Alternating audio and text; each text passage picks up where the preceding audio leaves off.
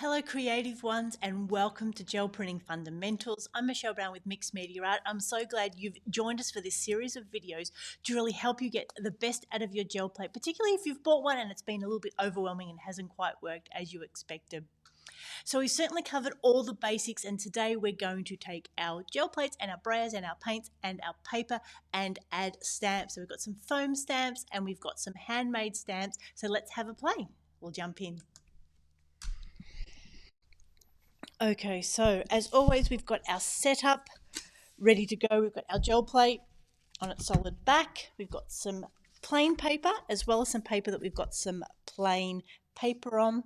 And then we've got our stamps. So I've got some of these art foamy foam stamps. I've got some stamps that I've made with some offcuts of foam, and I've hot glued that onto some cardboard.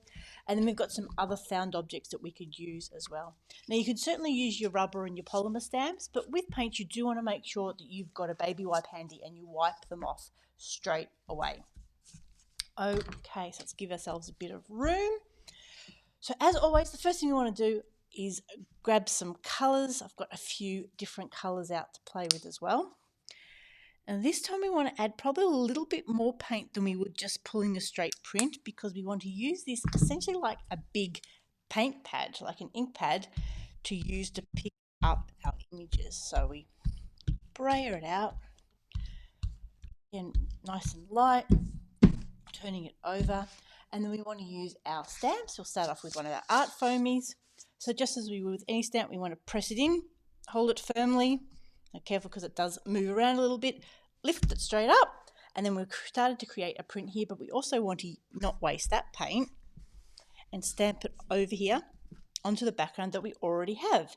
So let's stamp again. Let's even overlap it a little bit, pressing it down, lifting it straight up, and then stamping it off. It's important that we stamp off between impressions so that we get that paint off it and it's ready to pick up another lot. Now certainly we want to make sure we give these stamps all a good wipe when we're finished, and then after a while they actually need a really good wash because they do start picking up a little bit too much paint and then don't work quite as well. Oops, lifting straight up. So we're working on 2 pages at once here. We're creating the image here, and then we're also creating the image that we've turned on. Again, as we stamp it, we want to turn our stamp back over, setting it up that way. And we want to get a clean sheet of paper, if I can find one under here with all my layering. So our first print, we've got the background already done, and then we've done some stamping onto that, art foamy. Now on this one, we get the picture that we created on our plate. So we can see there it's got the maroon of the paint we used, plus some of the green that we had from our previous session. So that's pulled it up as well and given us a really nice image. But also we can see, just like with our stencils, we've still got some paint left here. So let's give ourselves a bit more room. Get another colour paint. Again, something that contrasts it. And then just like we did with our stencil, we want to get a thin layer of this over, and we don't want to disturb the image that's under it. So sometimes, again, it really depends on your paints and the humidity and how hot it is. You might want to just let that dry a little bit, the top layer dry. But quite often, I'm just too impatient, so I will just keep going. Now again, I'm going to get that onto a new sheet of paper. And again, we don't want to overthink this step. We just want to play. We're not getting too worried about the images of the pages that we're creating. We're just having a play to see how much paint do we need to get a good impression. What does it look like when we pull off the first layer? Again, checking to see that it has the right feel pull to it. And then there we go, pulling off essentially our ghost print. So we can see there how with one stamp, we can get 3 very different looking pieces of paper. We've created our stamping, what we had on the gel plate, and then what we've done to pick that up. But excellent, let's set those aside to dry and play with some more. So we'll use some of our stamps that we've made. What am I going, if I go onto this page, I might want a bit more of a purple.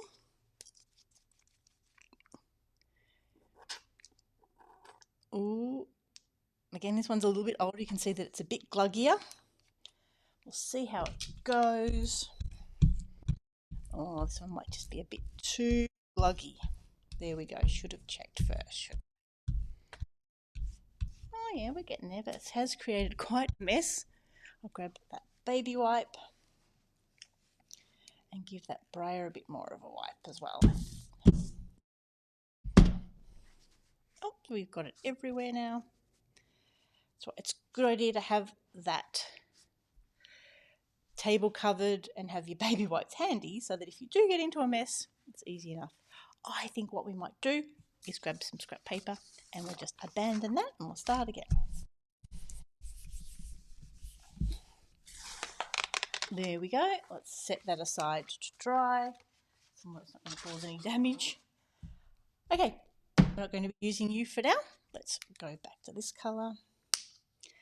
Again, this shows that sometimes your older paints are just not going to give you the results you need. So that's fine. We'll set them aside. Maybe we can reinvigorate them, or again, just not bother sometimes.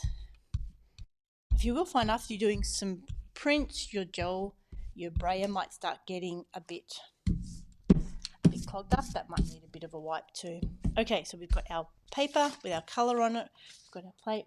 We're going to use our made stamps. Again, pressing down, lifting up, stamping off. So this was some foam that came, I don't know, in some electronic goods that we received.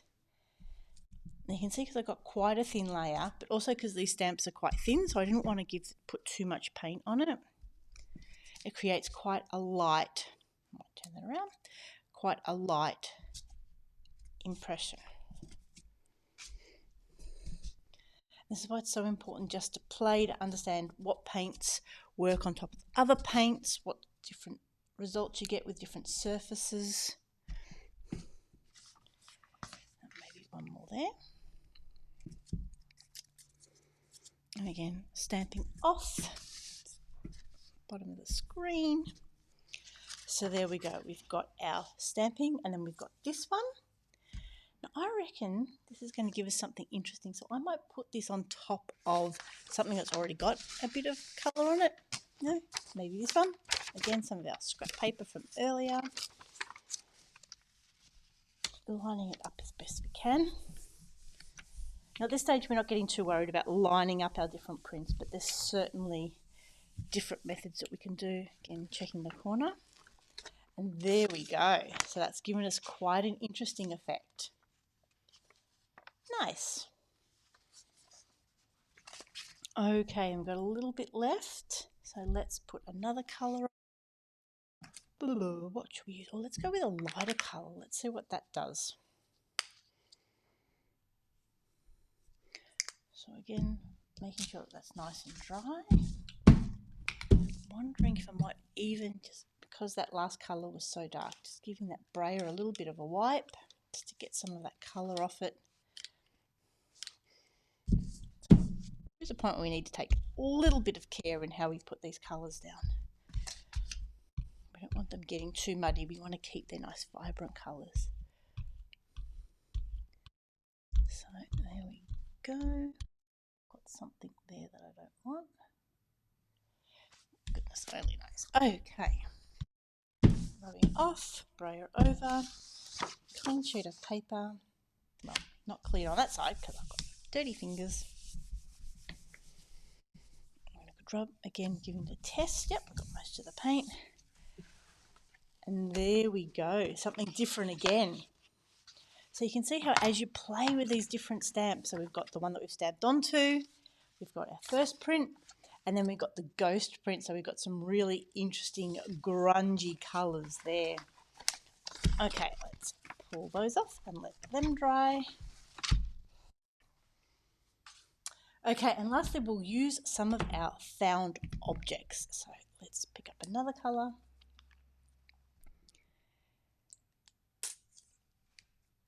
So get some paint down.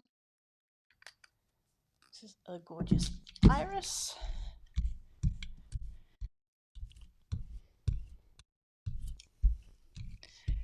So So we don't want to overthink it, but we're doing two things at once. We're creating an image on our plate as well as what we're stamping onto. So let's start with our coffee lid.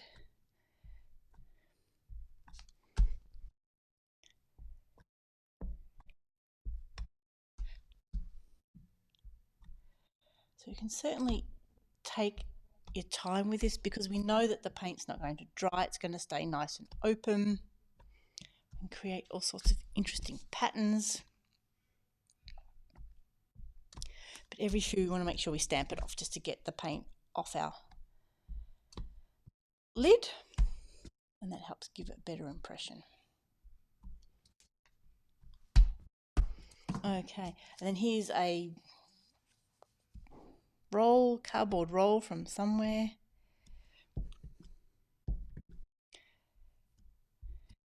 And again, it can be such fun using this as just a big paint pad because it gives you such a smooth layer of paint. And particularly if you're going to be using collage. So we're not trying to create a whole picture at once. We're creating some papers that we can then tear up and use for other things.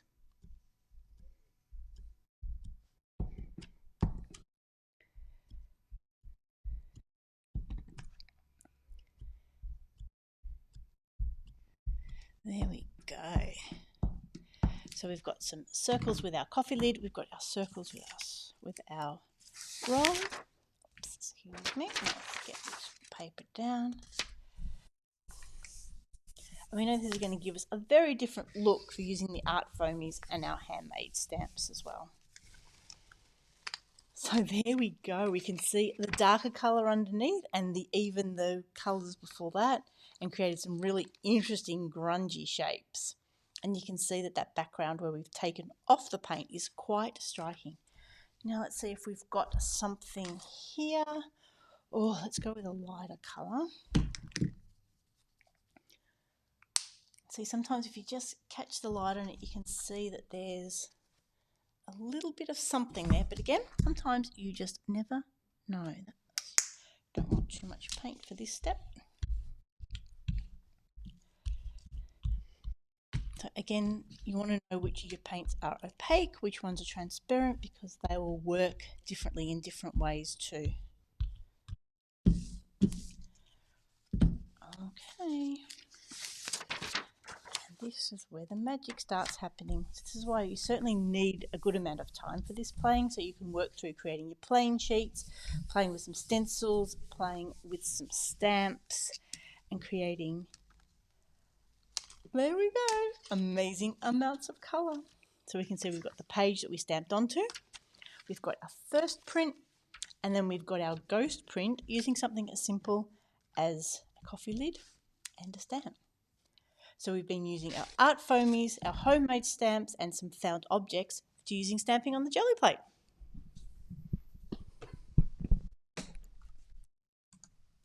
So I hope that sparked some ideas of other ways of using your gel plate. It really is fun to use it as basically a big paint ink pad, and then you can stamp from it, creating that image on the gel plate, as well as adding some interest to your other more plain pages. And it gives you a lot of control as well when you're doing that stamping of where you want to put the image and what colours you use. So please leave your questions in the comments, give us a like, a thumbs up, subscribe to our YouTube channel, and I really look forward to continuing sharing our gel printing fundamentals with you. Have a crafty day.